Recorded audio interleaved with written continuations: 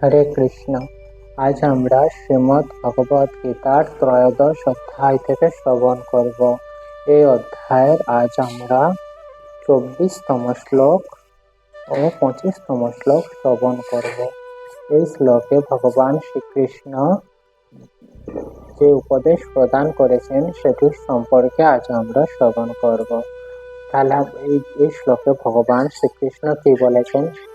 এবং ব্যক্তি পুরুষং প্রকৃতিং চ গুণৈঃ সহ সর্বথা বর্তমানপি ন স ভয়াভিজায়তে।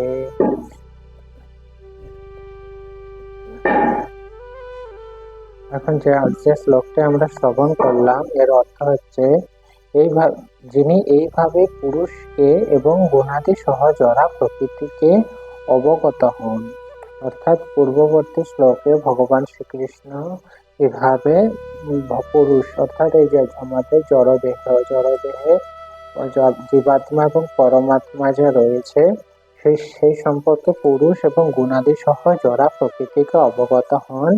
তিনি জড় জগতে বর্তমান হয়েও, অর্থাৎ আমরা এই জড় জগতে যদি বর্তমানে থাকেও বর্তমান হয়েও পুনঃ জন্মগ্রহণ করতে হয় না। অর্থাৎ আমাদের বারবার জন্মগ্রহণ করতে হবে না যদি আমরা ভগবান শ্রীকৃষ্ণকে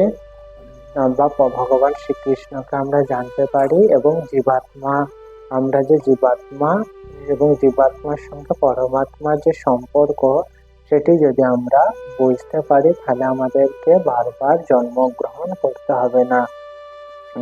আমরা চিৎ জগৎ থেকে এসেছি, আমরা চিৎ জগতে ফিরে গিয়ে ভগবানের সেবায় অংশগ্রহণ করতে পারবো যদি ভগবানকে আমরা সঠিকভাবে জানতে পারি এবং ভগবানের সঙ্গে আমাদের যে সম্পর্ক সেই সম্পর্ক যদি পুনর্জাগরিত করতে পারি।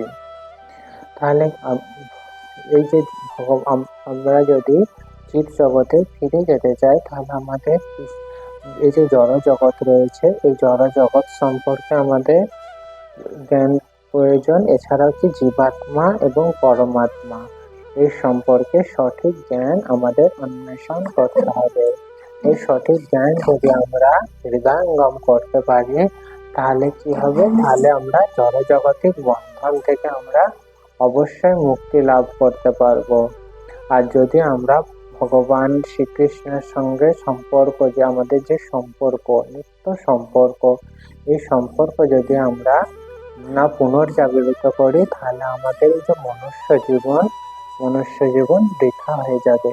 তাই আমাদের সকলেরই উচিত আমাদের যে সম্পর্ক ভগবানের সঙ্গে, যে আমাদের যে নিত্য সম্পর্ক, সেই নিত্য সম্পর্ক পুনর্জাগরিত করা। আর যখনই আমরা এই সম্পর্ক পুনর্জাগরিত করব তখনই জড় জগৎ আমরা যে জগতে এখন রয়েছি জড় জগৎ, আর এই জড় জগৎ থেকে আমরা মুক্ত হয়ে চিৎ জগৎ বা চিন্ময় জগতে প্রবেশ করব। আর চিন্ময় জগতের বৈশিষ্ট্য কি? এই জড় জগতে আমরা যেহেতু রয়েছি বিভিন্ন প্রকার দুঃখ, কষ্ট, জ্বালা, যন্ত্রণা আমাদের প্রতিনিয়তই ভোগ করতে হয়। কিন্তু এই চিৎ জগতে হচ্ছে এই সমস্ত নেই, সমস্ত প্রকার সেখানে সর্বদা আনন্দ, সচ্চিদ আনন্দ। কারণ সেখানে এই দুঃখ, জ্বালা, যন্ত্রণা, জড়জাগতিক বিতাপ সেখানে উপস্থিত নেই।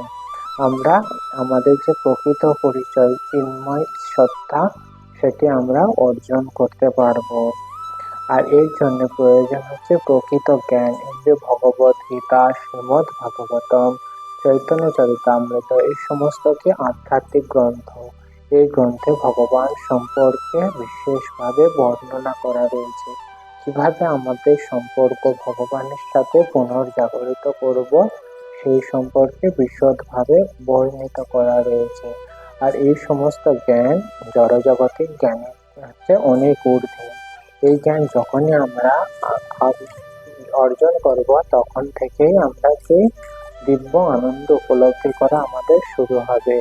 জড়জাগতিক কোনো কিছু যদি আমরা প্রাপ্তি যদি নাও করতে পারি, এই চিন্ময় জ্ঞান আমাদেরকে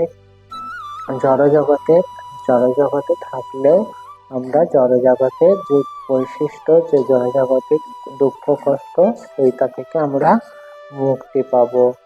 এই সমস্ত জ্ঞান আমাদের কিভাবে অর্জন করতে হবে?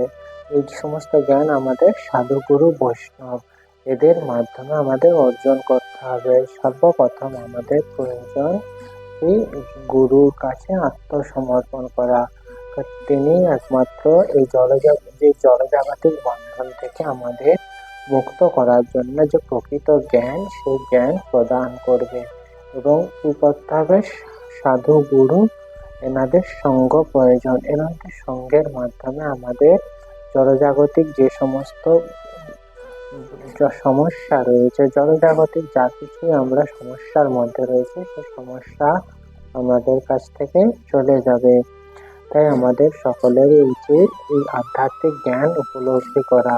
এছাড়াও কি এই মনুষ্য জীবনের প্রধান উদ্দেশ্য হচ্ছে কৃষ্ণ ভাবনামৃত, অর্থাৎ আমাদের হৃদয়ে যে অন্তর্নিহিত কৃষ্ণ ভাবনা রয়েছে সেটিকে জাগরত করা, তাহলেই মনুষ্য জীবন সার্থক হবে। আর যখনই এই কৃষ্ণ ভাবনামৃত আমাদের জাগ্রত হবে, তখনই যতই আমরা ভগবানের সন্নিকটে যাব, ততই জড়জাগতিক বন্ধন আমাদের হ্রাস পেতে থাকবে। আর এই ব্যাপারে কোনো সন্দেহ নেই।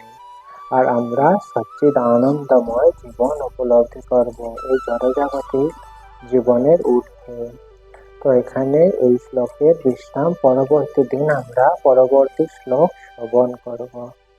হরে কৃষ্ণ, হরি বল।